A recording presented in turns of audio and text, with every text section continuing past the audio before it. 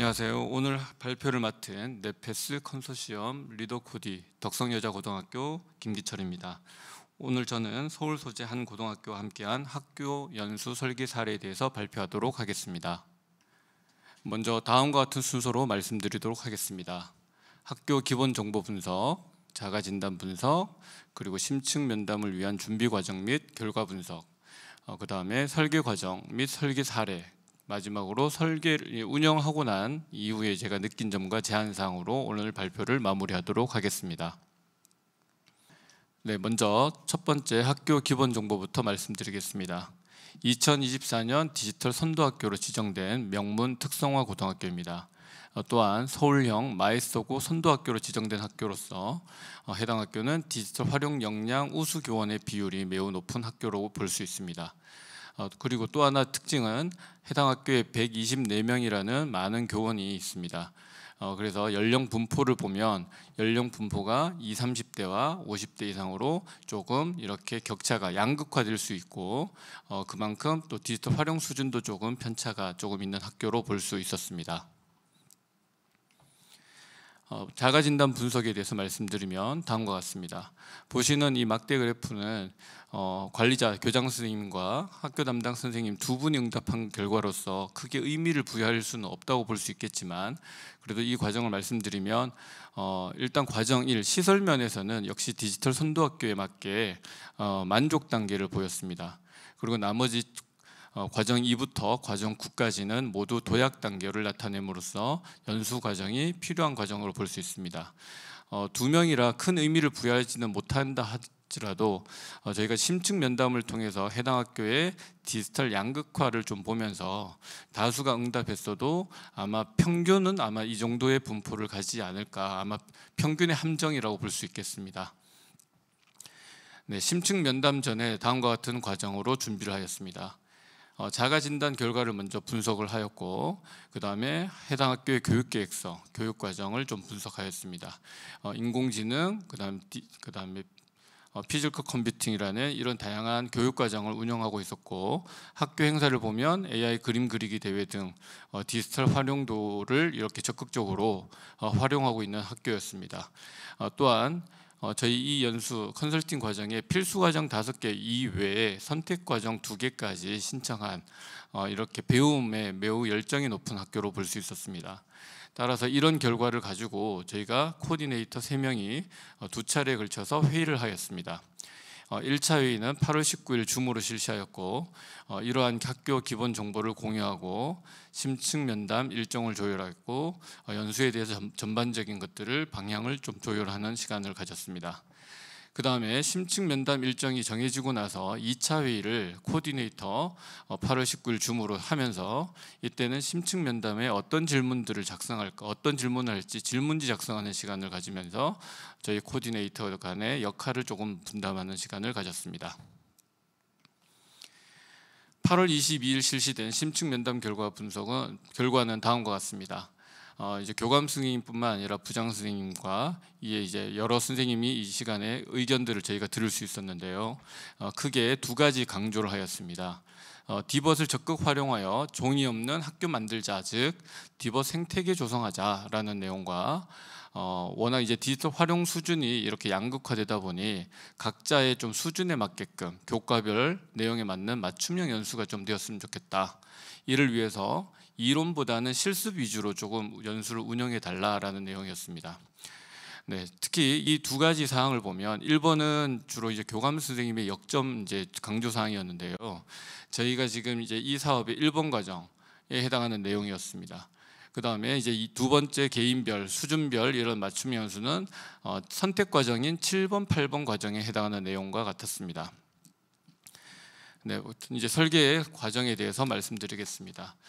이런 이제 심층 면담 전에는 해당 학교가 필수 과정 5개와 7번, 8번 교과별 전문 과정, 그다음 주제별 심화 과정까지 전체 7개 과정을 이렇게 신청을 하셨는데 저희가 이제 면담을 통해서 이 과정, 다양한 과정과 과정별로 또 많은 차시의 연수를 실시해야 된다는 것을 이제 알고 2학기에 모든 것을 다 이렇게 끝날 수 없겠다, 이런 학사령상 이것을 운영하기가 조금 어려울 수 있다라는 부분으로 저희가 협의가 되었습니다. 그래서 선택 과정인 7번, 8번 과정을 일단은 5번 과정을 운영할 때 함께 통합해서 좀 운영하자, 이렇게 저희가 협의를 하고 수준 교과별 충족을 위해서 5번 과정에 해당 내용을 좀 더 반영을 하기로 하였습니다. 7번, 8번 과정을 따로 별도로 운영하지 않고 5번 과정에 7번, 8번을 좀 최대한 녹이자.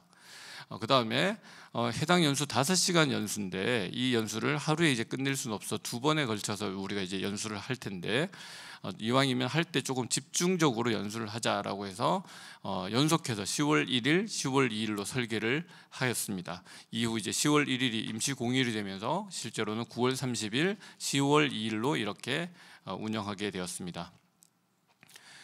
이렇게 설계를 할 때 저희가 고려할 사항이 다음과 같은데요. 124명이라는 많은 교원이 일단 듣는 연수가 아니라 실습 가능한 연수가 되려면 실습 가능한 연수 장소가 필요할 텐데 그런 장소가 마땅치 않았습니다. 그래서 해당 교실 5개를 해서 5개의 분반으로 한 분반당 20명에서 25명씩 이렇게 구성하는 5개의 분반으로 운영을 하게 됩니다. 즉 5개 분반이므로 5개의 주제를 가지고 저희가 운영을 하게 되고 각 분반당 주강사, 보조강사 각 1명씩 2명, 그러면 한 번 연수할 때마다 10명의 강사진이 필요하고 이틀이면 20명, 최대 20명의 강사진이 필요한 상황이었습니다. 네, 2가지 강조했던 디벗 생태계 조성과 좀 주제별, 개인별 이런 부분들 요구를 좀 만족하기 위해서 5개 주제를 어떻게 잡아야 될 것인가 코디네이터 간에도 협의하고 또 학교 담당 선생님과도 계속 지속적으로 협의를 하면서 3시간, 2시간, 5시간 연수를 이렇게 3시간, 2시간을 운영하지 않고 2.5시간씩 2번 운영해서 총 연수생별로 5개 주제를 중에 2개의 주제를 선택하여 좀 참여하는 방향으로 저희는 설계를 하였습니다. 이 5개 주제는 오른쪽 표와 같습니다. 이 A반부터 E반까지인데 A반, B반 같은 경우는 가급적 디지털 활용 수준, 그 다음에 디지털을 활용한 조금 어려운 분들을 중심으로 기초부터, 그 다음에 이 디벗, 팀즈, 패들렛, 캔바 중심으로 디지털 진입하는 장벽을 좀 낮추는 과정이라고 볼 수 있고요. C반은 제5과정의 내용과 같습니다. 실제로 AIDT, AI 코스웨어를 활용하는 수업 자료 개발입니다. 주로 영어, 수학, 정보 교과 선생님들을 위한 교과별 전문 과정이라고 볼 수 있고요. 그 다음에 D반과 E반은 AI 에듀테크, 그 다음에 생성형 AI를 활용하는 주제별 심화 과정으로 저희들이 이제 D반, E반 이렇게 5개 과정으로 주제를 정하게 되었습니다.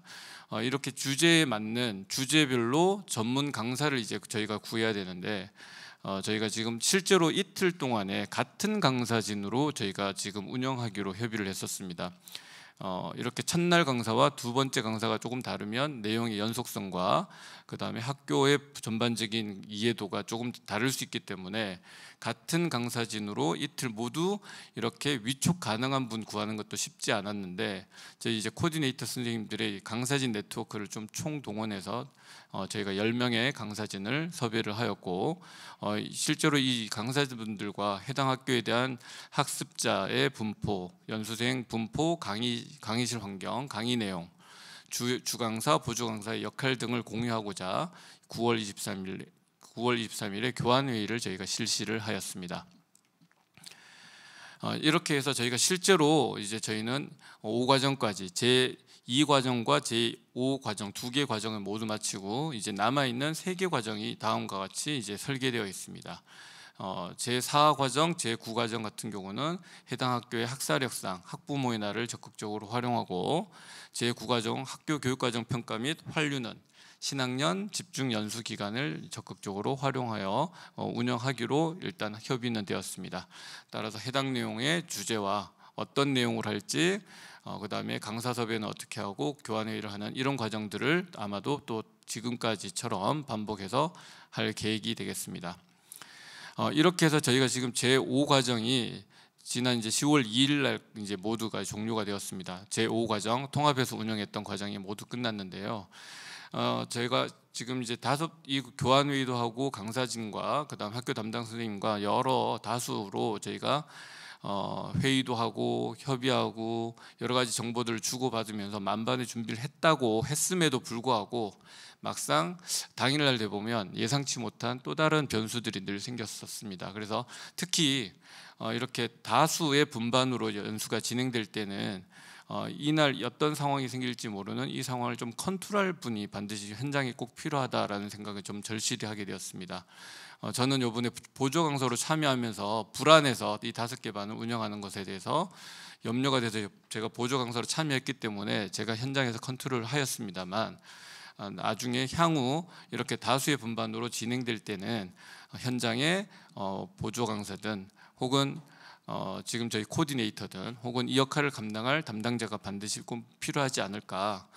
만약에 코디가 이렇게 참여한다면은 코디가 이런 이제 강사로 나가는 횟수 제한 혹은 모니터링 제한을 조금 더 유연하게 할 필요가 있겠다라는 생각을 좀 해보았습니다.